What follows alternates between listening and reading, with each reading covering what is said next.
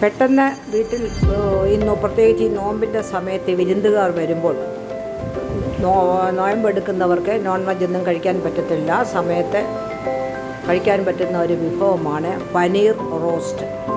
ഇത് വെജുകാർക്കും നോൺ വെജുകാർക്കും ഇഷ്ടപ്പെടുന്ന ഒരു വിഭവമാണ്.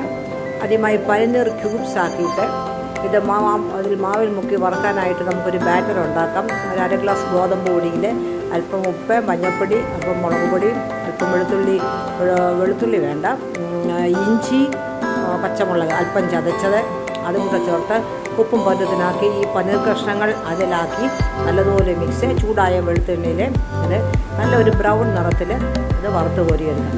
ഇത് ചിക്കൻ 65 എന്ന് പറഞ്ഞതുപോലെ പനീർ 65 ആണ് ഈ വിഭവം ഇതുവരെയുള്ളത്.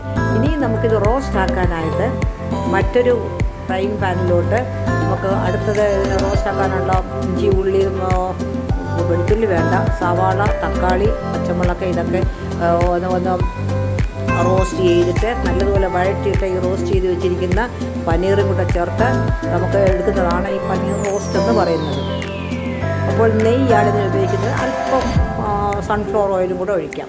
ഇതിനകത്തോട്ട് 1 ഗ്രാമ്പു, 1 കഷ്ണം പട്ട, 1 ഏലയ്ക്ക, അതേപോലെ തന്നെ 1 ചെറിയ കഷ്ണം ബേ ലീഫ്. ഇത് നല്ലതുപോലെ ഒന്ന് മൂത്ത് വരുമ്പോൾ ഇതിലേക്ക് 1 സവാള അരിഞ്ഞതും അതിന് മുമ്പ് തന്നെ 1 പച്ചമുളകും ഇഞ്ചിയും കൂടെ ചതച്ചത്, അല്പം വെളുത്തുള്ളി കൂടെ ആയാലും കുഴപ്പമില്ല, അത് ചേർത്ത് ഒന്ന് വഴന്ന് വരുമ്പോൾ അതിലേക്ക് 1 സവാള, 1 തക്കാളിയുടെ പകുതി കുറച്ച് മതി.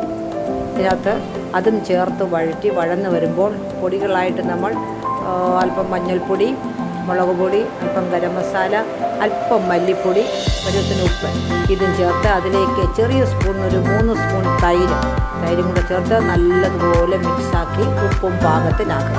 ഈ തൈര് ചേർക്കുമ്പോഴാണ് ഇതിനൊരു ഇത്. ഈ സമയത്ത് കസൂരി മേത്തി അല്ലെങ്കിൽ മല്ലിയില ഈ സമയത്തൊക്കെ ചേർക്കാം. ഇത് ഞങ്ങൾ ഇവിടെ ആർക്കും ഇഷ്ടമില്ലാത്തതുകൊണ്ട് അത് ചേർക്കുന്നില്ല.